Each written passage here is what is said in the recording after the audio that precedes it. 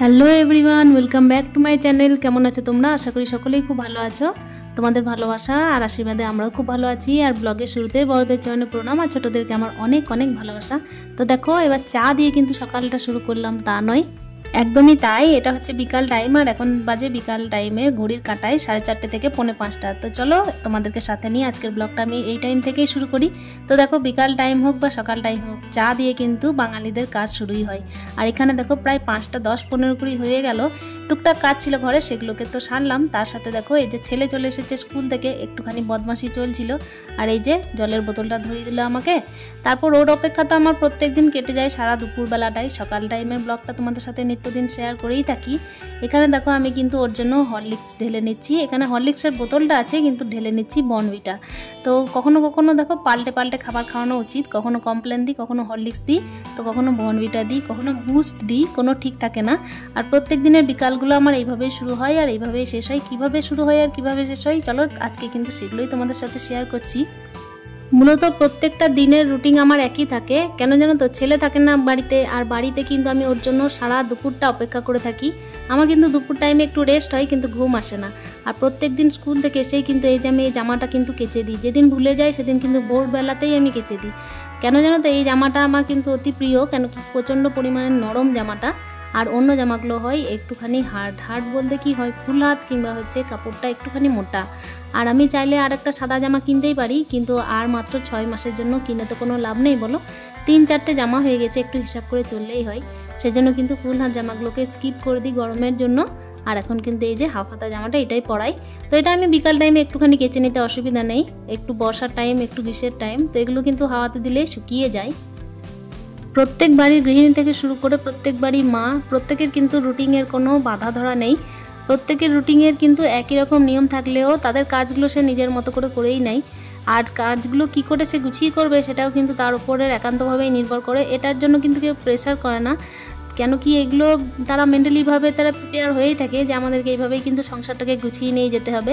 তো চলো, এদিকে কিন্তু আমার জামাটা ধোয়া হয়ে গেছে। একটুখানি এই যে এই নীলটা দিয়ে দেবো, নীল বলতে উজালা যেটা আর কি, তো সেটা দিয়ে দেবো। একটুখানি দেবো, কেন কি বেশি দিলে তো কাপড়ের মধ্যে নীল যে ভাবটা বেশি থাকলে ভালো লাগে না। আর বেসিনটা প্রত্যেক দিনই কিছু না কিছু করে কিন্তু আমি একটুখানি এই যে স্কচ ব্রাইটটা একটু বুলিয়েই দিই। কেন বলো তো, আমার বেসিনটা হচ্ছে প্রচণ্ড হালকা কালার, আগেও বলেছি, সেজন্য কিন্তু নোংরাটাও খুব বেশি পরিমাণের বসে যায়।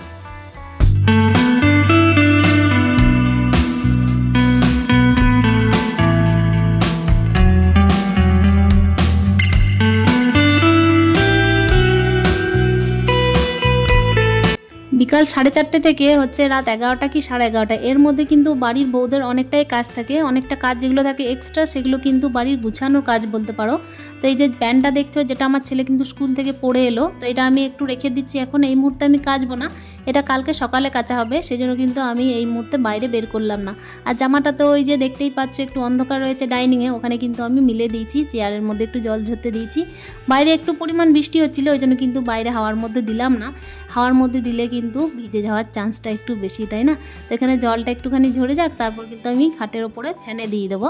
তো বিকালে ঝাড়টা কিন্তু আমি দিয়ে তারপর একটু টিফিনের ব্যবস্থা প্রত্যেকদিন করেই থাকি। মাঝখানে একটু সন্ধে টন্ধে দেওয়ার ব্যাপার থাকে, ওগুলো তো তোমাদের অন্য ভিডিওতে শেয়ার করেইছি। তো এখানে দেখো একটুখানি কিন্তু বড়া ভাজা করেছিলাম, এটা করেছিলাম মুসুর ডালের বড়া ভাজা। আর এখানে আমার মা আর ভাইয়ের ছেলে দুজনকেই দিয়েছি। তারপর থাকে কিছু সবজি, যেগুলো দিনের বেলায় আমরা খাওয়া দাওয়া করি, সেগুলো তো ভরা হয় না, টেবিলের মধ্যে পড়েই থাকে। সেগুলো কোনো দিন পরিষ্কার করা হয়, কোনো দিন কিন্তু বাইরেই থেকে যায়, সেগুলোকে একটু গুছিয়ে না রাখলেও নয়। তো চলো, এখানে কিন্তু আমি সেগুলোকে গুছিয়ে রেখে দিলাম। আর যেগুলো একটুখানি লঙ্কা ছিল দিনের টাইমে এনেছিলাম, সেগুলোর কিন্তু ডাঁটগুলো ছাড়িয়ে ফ্রিজের মধ্যে ঝুড়ি করে ভরে দেবো। প্রত্যেক দিন আমার ভিডিওতে সৌমি মুখার্জি দিদিভাই, দোলন চ্যাটার্জি, তারপরে হচ্ছে শিউলি ঘোষ নন্দী, দীপেন টক্স ব্লগ, মাধু SMB, তো এইসব দিদিভাইরা সুন্দর সুন্দর কমেন্ট করো। তোমাদেরকে অনেক অনেক ধন্যবাদ এভাবে আমার সাথে থাকার জন্য, আমার পাশে থাকার জন্য। এভাবেই আমাকে ভালোবাসা দিও। আর দেখো, এখানে কিন্তু কিছু লঙ্কা ছিল, সেগুলো কিন্তু ডাঁট ছাড়িয়ে নিচ্ছি। কাজের চাপটা এতটাই বেশি থাকে যে কাজকে আমরা ভালোবাসি বলে কিন্তু এগুলো মেনে নিই। আর এগুলো কিন্তু ফেলে রাখলে পরে নিজেদের মাইন্ডটাও ফ্রেশ হয় না, তাই না বলো? আর এগুলো ফেলে রাখতেও তো আমরা চাই না, যেহেতু আমরা সংসারটা ভালোবাসি। ভালোবাসতে গেলে তো সংসারটাকে গুছিয়েও রাখতে হয়। সেই জন্যই কিন্তু সকাল টাইম হোক কি বিকাল টাইম হোক একটুখানি গুছিয়ে করারই চেষ্টা করি। আর কিভাবে গুছিয়ে করি সে তো তোমরা অন্য ভিডিওতেও দেখতে পাও, এই ভিডিওতেও দেখতে পাও। তো অনেকেই আমাকে বলো যে আমি গুছিয়ে কাজ করি, তোমাদের কাছেই শেখাবো। তোমাদের কাছে প্রত্যেকের কাছেই এক এক করে কিন্তু প্রত্যেকটা বাড়িতে প্রত্যেকটা গৃহিণীর কাছে শেখা কাজগুলোই কিন্তু আমরা নিজেরা আয়ত্ত করি। মাদের কাছে ঠাকুমাদের কাছে আমরা কিন্তু অনেক কিছুই শিখতে পারি। আর এদিকে কিন্তু সন্ধে টন্ধে দিয়ে দেখো আমি এদিকে রান্না বান্নার ব্যবস্থা করছি। ছেলেকে একটুখানি পড়তে বসাই, প্রত্যেক দিনই তো আমি বসাই পড়তে, কেন কি ওর তো টিউশন আমি দিইনি, আমি ওর পড়াশোনার খেয়ালটা রাখার চেষ্টা করি। এখনও পর্যন্ত রাখার চেষ্টা করছি, পরেও রাখার চেষ্টা করব। তবে হ্যাঁ, যখন একান্তই পেরে উঠবো না তখন কিন্তু অতি অবশ্যই একটা টিউটর থাকতেই হবে। তো চলো, এদিকে কিন্তু রান্নাবান্নার পালা চলছে। আর রান্নাবান্নার সাথে একটুখানি ভাত করেছি, ভাতের সাথে একটু পটল ভাজা, দিনেকার ছিল মাছের ঝোল, তো সেগুলোকে কিন্তু আমি গরম করে নেব। আর ডাল তো আমার ছেলে 2 বেলাই খায়। এদিকে কিন্তু রান্না বান্না আমার হয়ে গেছে। তারপর কিন্তু দেখো আমি গ্যাসটা মুছে নিচ্ছি। গ্যাস ওভেন বলো আর রান্নার ঝাড় দেওয়া বলো, বাইরের বাগান পরিষ্কার করা বলো, এগুলো কিন্তু বিকাল টাইম হোক বা সকাল টাইম হোক এক্সট্রা কিন্তু লাগে না। এগুলোর জন্য কিন্তু কিছু একটু নোংরা দেখলেই আমি পরিষ্কার করেই দিই।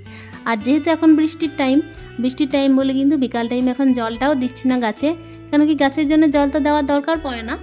তো এখন দেখো আমি কিন্তু গ্যাসটা মুছে নিচ্ছি। গ্যাসটা মুছছি, প্রায় এটা টাইম হয়ে যাচ্ছে, প্রায় কিন্তু রাত 9:30। তোমাদের সাথে কিন্তু আমার গল্প করতে করতে অনেকটাই টাইম হয়ে গেল। তো চলো, এখানে দেখুন টেবিলটাও মুছে নিলাম। টেবিলটা মুছে টুছে আমি কিন্তু ছেলেকে খাবার খাওয়াবো। ছেলেকে খাবার খাওয়ানোর পর কিন্তু বিছানা গোটানোর টাইম কিন্তু হয়েই আসে বন্ধুরা। তো চলো, টেবিলের মধ্যে যে সমস্ত জিনিসগুলো আছে সেগুলো তো আমি ভেতরে ভরেই দিলাম। প্রত্যেক দিন খাওয়া দাওয়ার পর রাত্রিবেলা হোক বা হয়তো সন্ধ্যের টাইমে, দুটো টাইমের মধ্যে একটা টাইম কিন্তু আমি এই যে ট্যাঙ্কির মধ্যে জলটা ভর্তি করে নিই। আর সকাল টাইমে তো ট্যাঙ্কিটা একবার ফুল হয়েই থাকে, কিন্তু দুপুর টাইমে তো যে জলগুলো ইউজ হয় সেই জন্য ট্যাঙ্কিটা অনেকটা ফাঁকা হয়ে যায়। আর বলা যায় না, লাক বাই চান্স যদি কোনো রকম কারেন্টের ব্যবস্থা যদি বন্ধ হয়ে যায়, বন্ধ বলতে কি এখন তো বর্ষার টাইম, যখন তখন কারেন্ট চলে যেতেই পারে, তো সেহেতু কিন্তু প্রচণ্ড পরিমাণ অসুবিধা হয়ে যায়। তো চলো, এখানে কিন্তু আমি এই যে ট্যাঙ্কিতে জল ভরে এখানে কিছু জামা কাপড় দিনের টাইমে কিন্তু মেলা হয়েছিল ছাদে, তো সেগুলোকে কিন্তু বাচ্চার নিয়ে চলে এসেছি, না আমার ছেলের আর কি। সেগুলোকে নিয়ে এসে আমি কিন্তু পাট পাট করে একটা প্যাকেটের মধ্যেই রাখার চেষ্টা করি।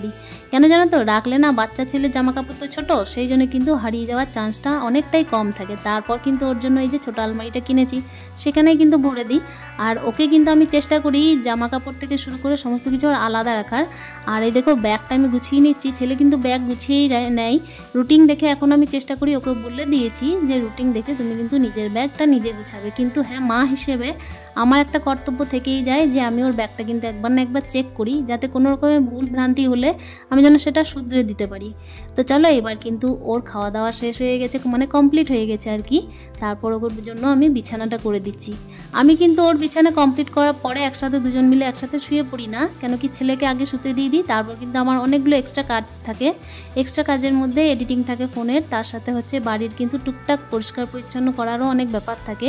যেরকম আমাদের বেডরুমে কিন্তু দুটো আছে, তোমরা দেখেছো তো, আর একটা বেডরুমেও কিন্তু প্রত্যেকদিন আমাকে বিছানা টিছানা পরিষ্কার করে মশারি দেওয়ার ব্যাপার থাকে। নিজের একটুখানি স্কিন কেয়ার থাকে, তো সেই জন্যই কিন্তু একটু টাইম লেগে যায়। সেই জন্য ছেলেকে কিন্তু আমি আগে শোয়ানোর আর আগে খাওয়ানোর ব্যবস্থাটা কমপ্লিট করে ফেলি। তো দেখো, এখানে কিন্তু আমি মশারি টশারি দিয়ে কিন্তু বিছানা ঝাড়া থেকে শুরু করে বিছানা রেডি একদম পুরো হয়ে গেছে। তো আমি একটা কথা এই সূত্রে বলে রাখি, মেয়েদের কিন্তু সকাল বিকাল বলে কিছু নেই, তাদের কিন্তু প্রত্যেকটা রুটিনের মধ্যে কোনো বাধা ধরা কিছু নেই। তবে হ্যাঁ, কিছুটা থাকে যেগুলোকে কিন্তু সকাল আর বিকালের মধ্যে ভাগ করে নিই আমরা। যেমন দেখো, মশারি দিয়ে কিন্তু রাত্রিবেলায় শোয়ার পালা প্রত্যেকটা ঘরেই থাকে, আর সকাল টাইমে বিছানা ঝেড়ে কিন্তু আবার নতুনভাবে একটা ফ্রেশ রুটিন শুরু হয়। তো আজকে এবার কিন্তু একটু নাইট রুটিনটাই হচ্ছে তোমাদের সাথে শেয়ার করা। আর ব্যাপার হচ্ছে কি বলো তো, মেয়েরা কিন্তু নাইট আর ডে বলে কোনো আলাদা কোনো বাধা ধরার কাজ রাখে না। আর আমি যেহেতু হাউসওয়াইফ হয়ে কিন্তু বাড়ির মধ্যে একাই থাকি, একাই বলতে আমার হাজব্যান্ড যেহেতু থাকে না, সেহেতু আমার একটু বাধা ধরা কাজ থাকে, যেগুলো হচ্ছে সকাল টাইমে যেগুলো করে উঠতে পারি না সেগুলো বিকাল টাইমে করে উঠতে হয় আমাকে। কেন কি বাড়িতে পুরুষ মানুষ না থাকার জন্য মহিলা প্লাস পুরুষ প্রত্যেকের কাজটা আমাকে সামলাতে হয়। বাজার ঘাটটা আমি বিকালেই সারার চেষ্টা করি, যেহেতু বিকাল টাইমটা আমি অনেকটা ফাঁকা পাই, আর সকাল টাইমে রান্নাবান্নার চাপটা অনেকটাই বেশি থাকে। তবে তোমরা অনেক ভিডিওতেই দেখেছো যে আমি কিন্তু দিনের বেলায়ও বাজার টাজার করি। ওই যে রান্নার চাপে কখনো কখনো কিছু কিছু জিনিস থাকে যেগুলোকে আমরা ভুলে যাই বা কাজের প্রেশারে কিন্তু ভুলে যাই, তো রান্না করতে করতে তখন কিন্তু দৌড়ানো দিতেই হয়। তো এখানে দেখো আমি কিন্তু একটা ফেস ওয়াশ করে নিচ্ছি, চারকোল ফেস ওয়াশ। তো এটা প্রত্যেক দিনের নাইট রুটিনের মধ্যে আমার থাকে। আর নাইট রুটিন একটুখানি না করলেও নয়, নাইট স্কিন কেয়ার যেটাকে বলো আর কি, তো সেটা কিন্তু একটুখানি না করলেই নয়। রাত্রেবেলা একটুখানি অ্যালোভেরা জেল মেখে তবে কিন্তু নিজেকে ফ্রেশন আপ মনে হয়। সারাটা দিনের অক্লান্ত পরিশ্রমের পর কিন্তু নিজের জন্য একটুখানি টাইম বের করে মনে হয় একটুখানি শান্ত মেজাজে একমাত্র একাকী থাকি, কোনো রকমের কোনো কোলাহল সেই টাইমে আর মাইন্ডে নিতে ইচ্ছা করে না। তো চলো আজকের ভিডিওটা এখানে শেষ করছি, দেখা হচ্ছে নেক্সট ব্লগে। ততক্ষণের জন্য stay happy with happy happy মন, টাটা।